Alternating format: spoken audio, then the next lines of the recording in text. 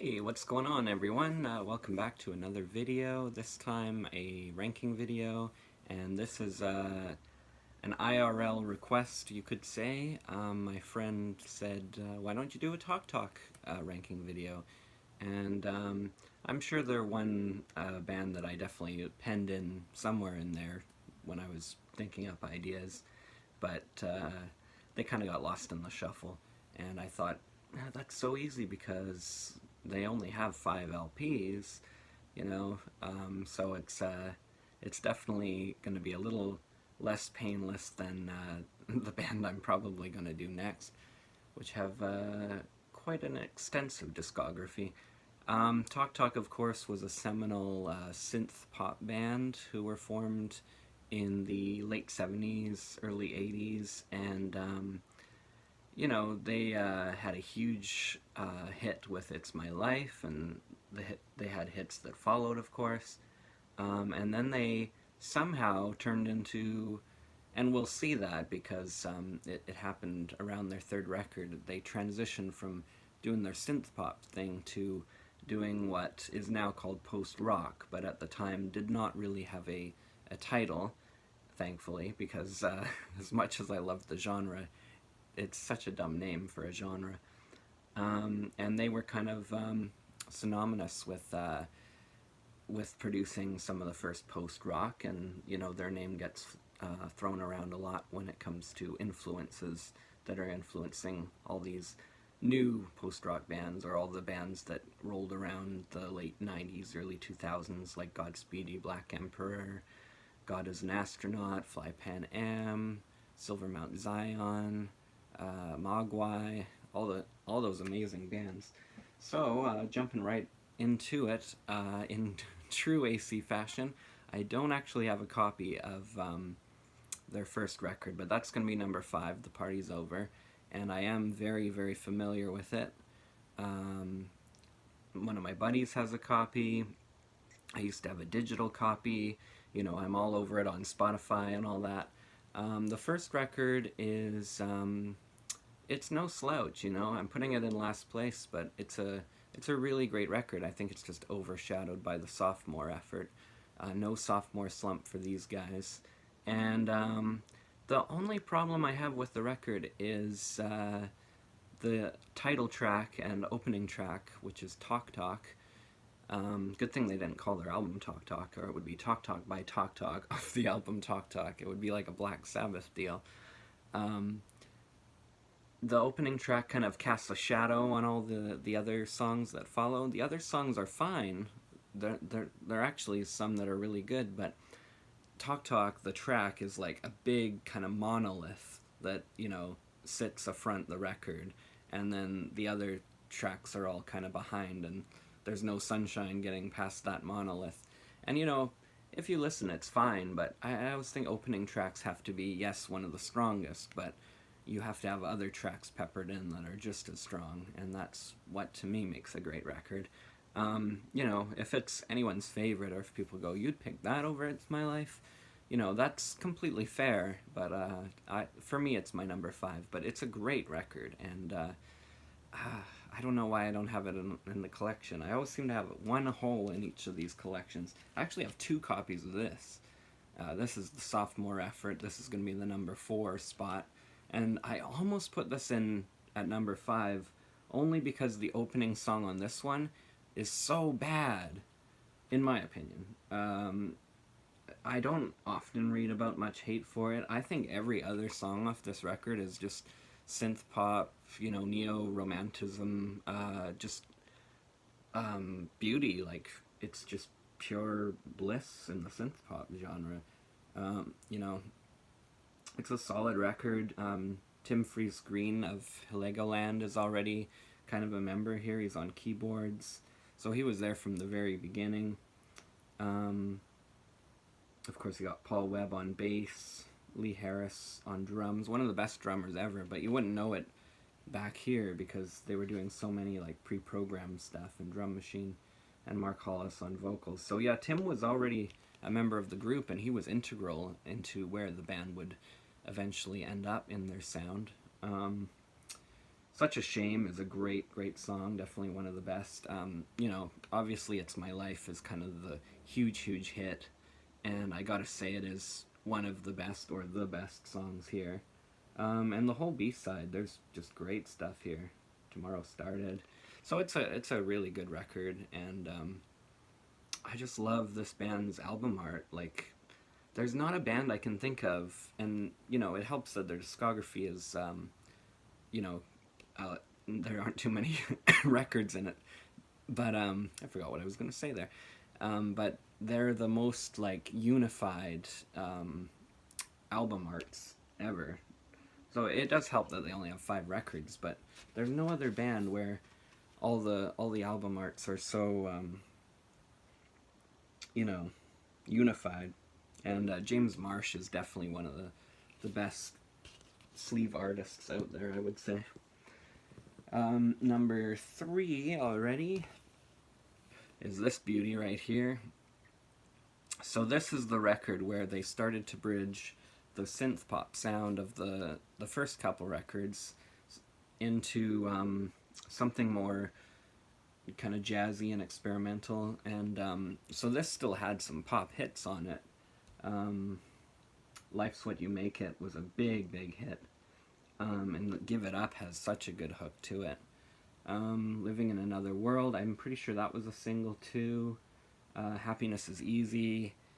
Wow, what a great opener. You got the children's choir in there and everything. I Don't Believe in You, which they seem to answer on Spirit of Eden, which is obviously one of the 2 coming up. I always thought that was maybe an answer to it or a reference to it, but not sure.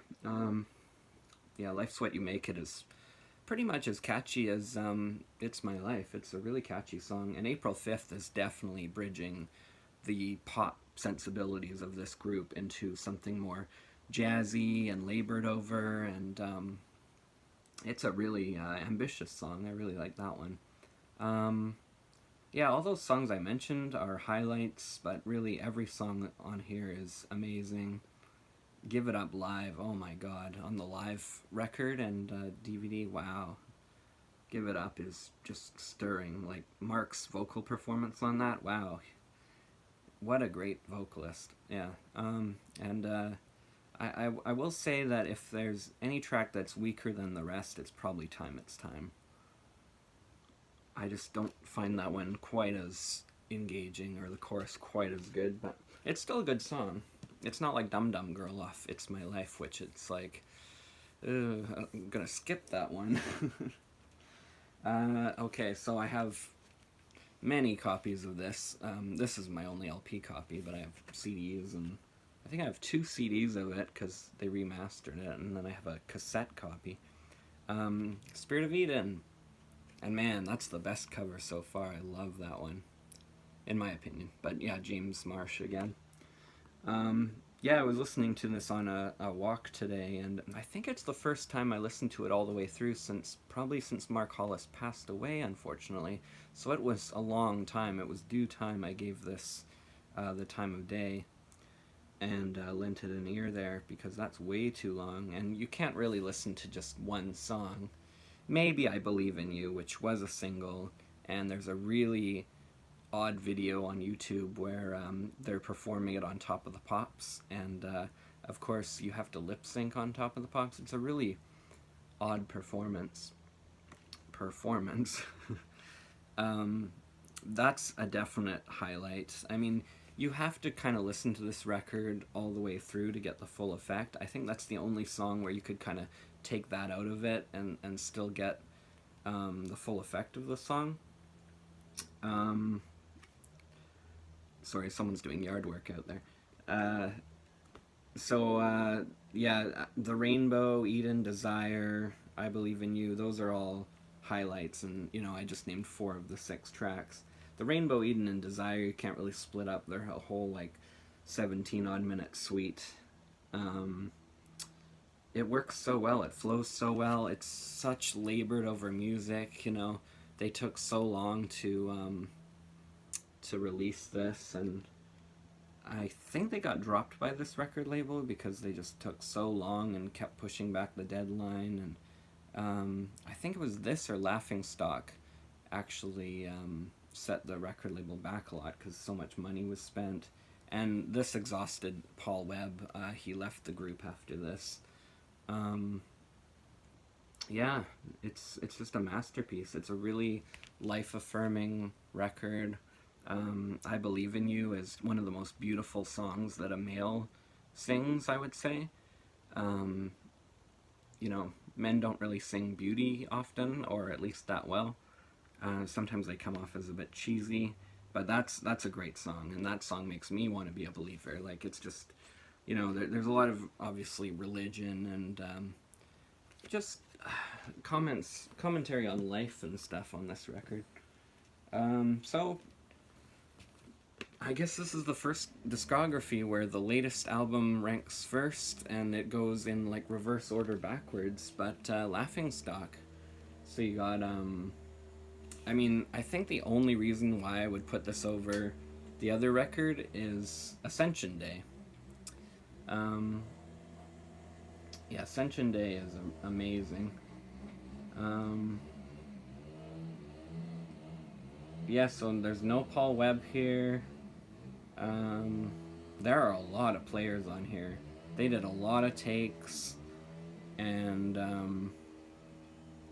yeah, it's just, I said this for the other one, but this is just so labored over, this record. Like, it would have taken so long just to piece everything together, and there's a reason why they didn't tour these last couple records live.